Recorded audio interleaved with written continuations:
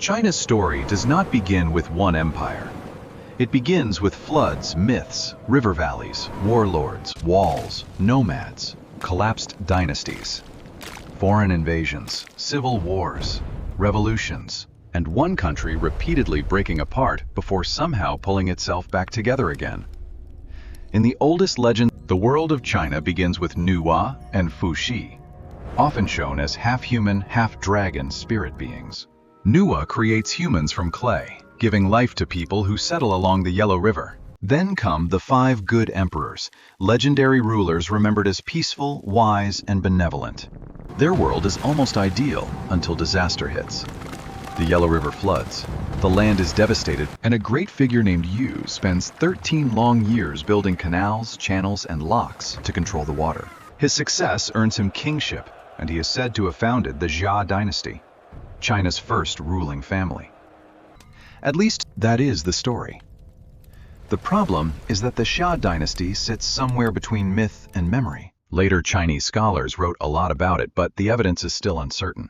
The Xia may reflect real events from early river civilizations, or it may be a legendary way of explaining how organized rule began. Either way, the important part is clear. Early Chinese society grew around the Yellow River. People settled there, farmed there, fought floods there, and formed cultures that later became grouped together as the Yellow River civilization.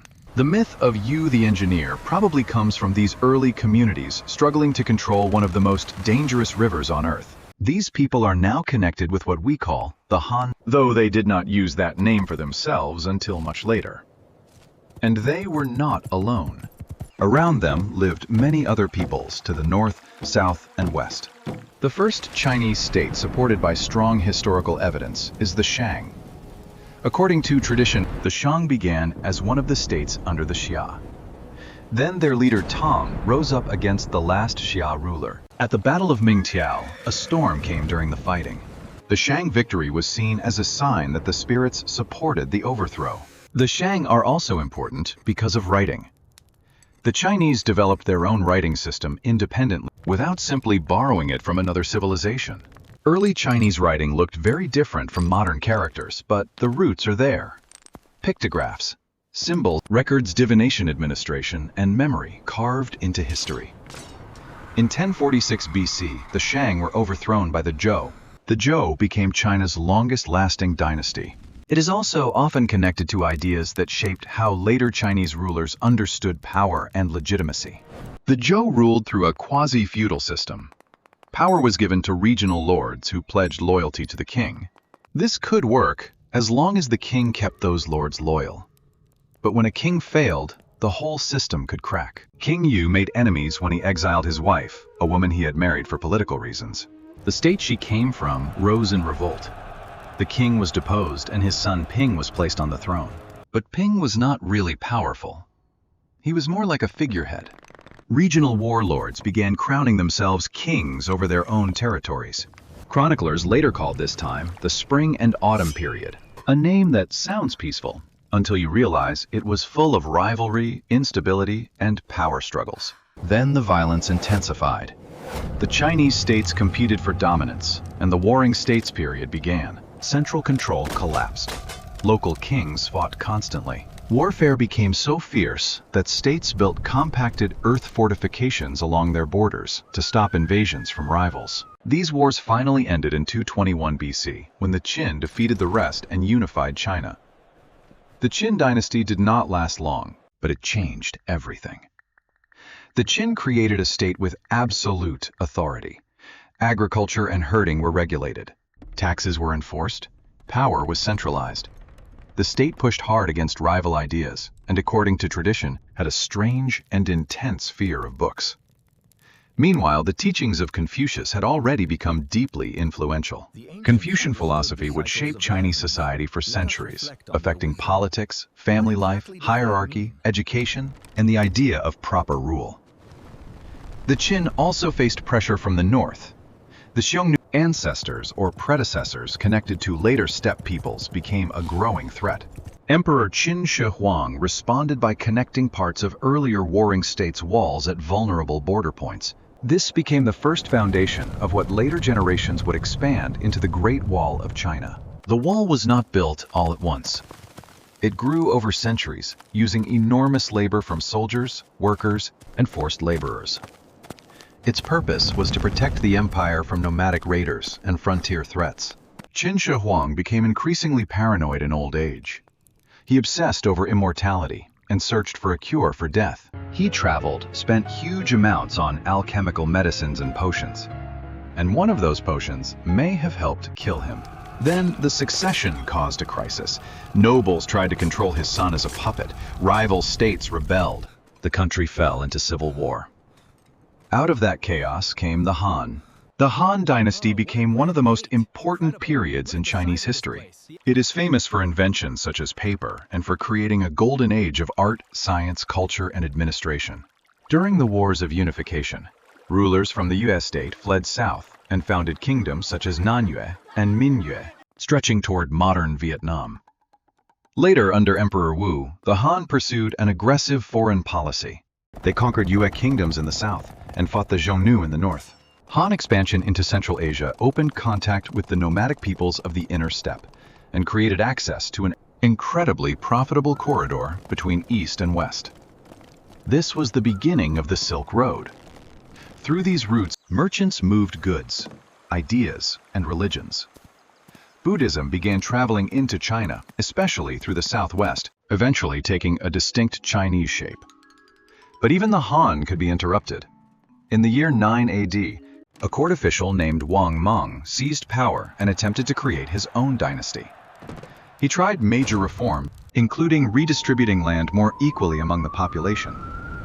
It did not go well. He lost western territory, faced rebellion, and was overthrown by a mob after only 13 years. The Han returned and eventually defeated the Xiongnu after generations of conflict. Trade with the West expanded. China grew powerful, wealthy, and culturally influential. But no dynasty lasts forever. By 222, the Han world had split into three rival kingdoms. It briefly reunited under the Qin dynasty in 280. Then the north rebelled under groups Chinese sources called the Five Barbarians, while the south described the era through the 16 kingdoms. Both north and south were unstable. Ruling families changed again and again, too many to list cleanly. China finally reunited in 589 under the Sui, who came to power as successors to the Zhou state. Around this same era, the Guk Turks rose in the central steppes. Then came the Tang. The Tang succeeded the Sui and built one of China's greatest imperial ages. They expanded the empire, defeated the Guk Turks in the north, conquered Korean forces in Goguryeo, and strengthened Chinese influence across East and Central Asia. Tang China became a second golden age. Its culture spread across the region. Its cities grew rich. Its systems influenced neighboring societies. Its economic strength helped support a standing army. Land reforms, including the Fubing system, helped organize military and agricultural obligations. For a time, it looked like imperial China was stable, rich, and dominant, which in Chinese history usually means something is about to go wrong. By 906, China collapsed again as regional warlords became too powerful. The Song managed to control southern China, but the north remained under Chinese-influenced nomadic rulers. Then the Jurchen, a forest people from modern Manchuria, rebelled against their nomadic overlords and pushed into northern China. They established the Qin dynasty and competed with the Song in the south. But while the Song and Qin struggled against each other, something far more dangerous was forming on the Mongolian steppe. The Mongols began as divided nomadic herders, with distant links to older steppe peoples. Their culture was tied deeply to land tradition, loyalty, and religion. Then one man changed everything. Temujin. History remembers him as Genghis Khan. He united the Mongols, reshaped their society, and created a powerful confederation bound by law, loyalty, blood ties, and military discipline. Under Genghis and his descendants, the Mongols built the largest land empire in history. Their impact reached across Asia and Europe. Under Ögedei Khan and later rulers, Mongol power expanded rapidly. The Mongols financed their state through raids and conquest, but they also created systems of law and order across vast territories. Their horse-based warfare was fast, flexible, and terrifying. The Chinese dynasties could not match it. The Qin and Sung armies struggled against Mongol speed, mobility, and lightning war. In 1271, Kublai Khan declared himself Emperor of China and founded the Yuan dynasty. For the first time, all China was ruled by a Mongol dynasty. The Yuan brought steppe customs, Mongol law, and Central Asian traditions into China. These blended with East Asian systems. Commerce and technology increased in the multi-ethnic empire. But Yuan rule did not last long. Inflation from overissued currency, natural disasters, earthquakes, and resentment against foreign rule made many Chinese question whether heaven still supported the Mongols. Rebellion followed. Zhu Yuanzhang drove the Mongols back towards Central Asia and crowned himself the first Ming emperor. The last two imperial dynasties of China were the Ming and the Qing. Both ruled during China's early modern period, and both shared certain patterns. One was isolationism. Both dynasties pursued aggressive self-defense. Suspicion of foreigners grew. Naval funding was cut back, while resources went into land defenses, like the Great Wall. Another problem was money. By restricting foreign trade to controlled ports like Canton, China became more self-reliant, but also reduced its wider influence. Trade with foreign powers was limited and tightly managed. The third problem was more dangerous. China failed to recognize how serious the threat from foreign powers at sea had become. By the 19th century, China's reluctance to modernize and open trade with the West helped lead to disasters: the Opium Wars, foreign pressure, Christian missionary movements, and the Taiping Rebellion. Britain, France, Japan, and others all had reasons to force China open. Then came the Boxer Rebellion, an anti-foreign uprising against outside influence. The Qing dynasty handled these crises badly. Revolts became more common than peace. Critics later called this period the century of humiliation. In 1912, the Qing collapsed. China fractured into multiple competing states and warlord factions.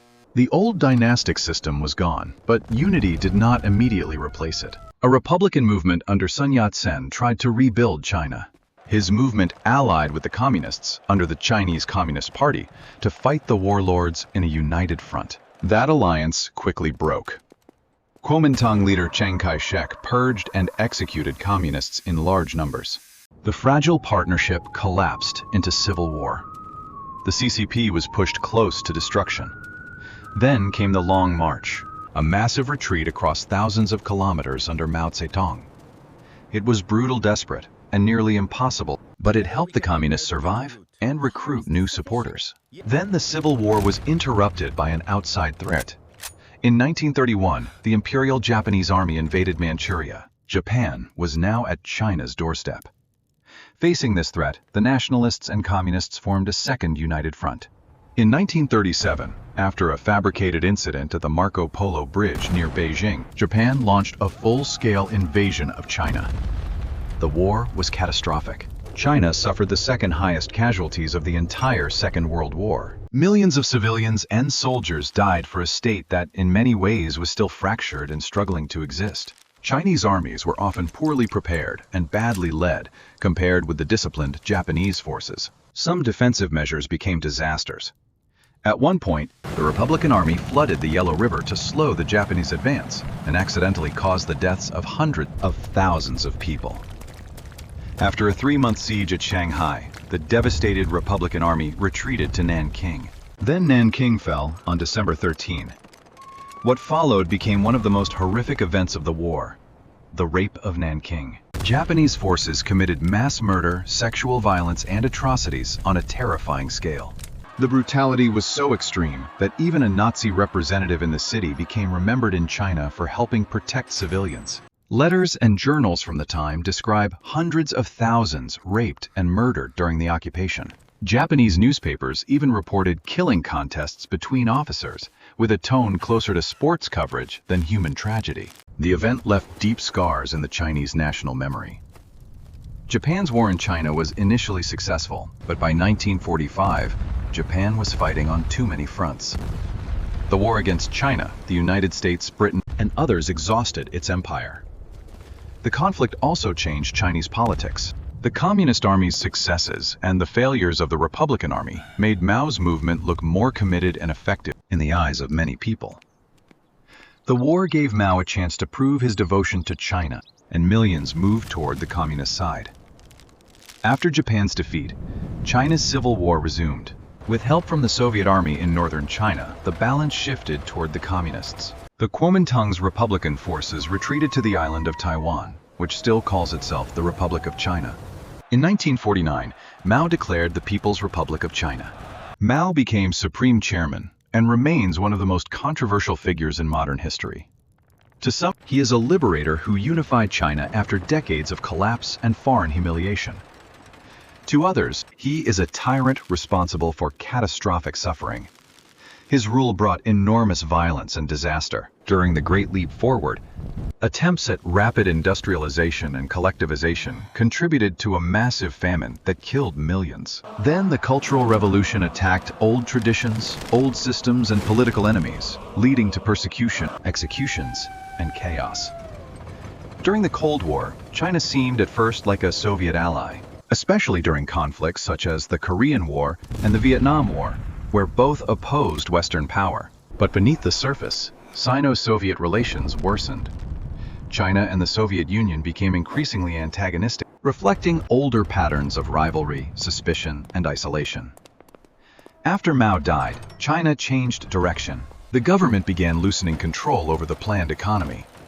A mixed system developed, still politically controlled by the Communist Party, but increasingly open to market forces. Then, in 1989, the same year the Berlin Wall fell, pro-democracy protests erupted in Tiananmen Square. The Chinese government responded with force, showing the world that it would not collapse like other socialist states. Political control remained firm. Economic reform continued. China's economy grew at extraordinary speed. It industrialized rapidly and became the first country to pass a population of 1 billion. Modern China became a manufacturing powerhouse, producing goods for the entire world, from cheap mass products to high-quality technology. Economically, China became far more open. Culturally and politically, it remained tightly controlled and isolated in many ways. And that brings us to one of the strangest pieces of China's modern story: Hong Kong. The Spanish and Portuguese once called the area around Hong Kong the Island of Thieves. The Pearl River Delta was filled with pirate smugglers and all kinds of maritime trouble. European traders made deals with the imperial government in exchange for helping root out piracy. Through this, they gained favorable trade conditions and established a permanent settlement in Macau. Some pirate names from the Pearl River Delta remain famous, including Zheng Yi and his wife, Madame Zheng, who commanded pirate confederations and the massive Red Flag fleet. Before the British arrived, Hong Kong was mostly a small fishing community and occasional pirate haven. The British came for Chinese goods, especially tea and porcelain, which were highly valued in England. But the conservative Chinese government restricted foreign trade to Canton and taxed imports at very high rates. The East India Company developed a serious trade imbalance. Britain wanted Chinese goods, but China mostly wanted silver. To reverse this, the British began smuggling opium into Canton. It worked economically and became a disaster socially. Opium addiction spread. When Chinese authorities cracked down, destroyed British opium without compensation, and cut off food supplies to traders, the crisis escalated. Then came the Opium War. The British Navy was one of the most powerful forces on Earth in the 19th century. China could not match it. Britain won, and China was forced to hand over Hong Kong Island, abolish parts of the Canton trade system, and open more ports. British institutions began appearing in Hong Kong, including churches and missions. Later, when mainland China became consumed by conflict, Britain pushed further. It forced control over the Kowloon Peninsula to give Hong Kong Island a buffer. Then, in 1898, Britain leased the surrounding new territories for 99 years. As Hong Kong grew, it westernized heavily in education, government, economy, and culture. The differences between Hong Kong and mainland China widened as the mainland became more unstable. Then came the Second World War. Hong Kong was invaded and occupied by Japan for 3 years. More than 1 million people fled or were deported under Japanese military rule. After Japan was defeated, British rule returned. But Britain itself was no longer the empire it had once been. Hong Kong's next transformation came from the Chinese Civil War. Wealthy business owners fled communist rule and moved into nearby Hong Kong. Capital skills and refugees poured in. A nearly unregulated capitalist society began to boom. But prosperity came with inequality. Hundreds of thousands crowded into dense housing. Fires and disease were common. Poverty existed right beside enormous wealth. Then the Korean War changed Hong Kong again. When the West blockaded trade with China because of China's support for North Korea, Hong Kong had to transform its economy. Its wealthy white-collar elite turned toward finance, consulting, electronics, and manufacturing. The result was explosive growth. Hong Kong became extremely wealthy and earned the nickname the Pearl of the Orient. By the 1970s, it also became more progressive. Equal pay reforms, education subsidies, social programs, longer life expectancy, and reduced corruption helped shape a distinct Hong Kong society. But there was always one huge question. What would happen when the lease expired in 1997? As the deadline approached, China demanded not only the new territories, but Hong Kong Island as well. At the negotiating table, Britain and China reached an agreement under the policy known as One Country, Two Systems. Hong Kong would return to China, but remain largely self-governing for a 50-year handover period. That is how Hong Kong remains today, with its own economy, currency, passport system, institutions, and identity. In practice, it functions very differently from mainland China. But the handover period ends in 2047, and nobody knows exactly what will happen then. So when people talk about China, they are not talking about one simple, continuous empire. They are talking about a civilization that began in river myths, grew through dynasties, collapsed into warlords, faced nomads, built walls, absorbed religions, fought foreign empires, endured humiliation, survived civil war, became communist, opened its economy, and rose into one of the most powerful states on Earth. China's history is not a straight line. It is a cycle of unity, fracture, invasion, reform, isolation, explosion, collapse, and return. And somehow, every time the map breaks apart, the idea of China keeps coming back.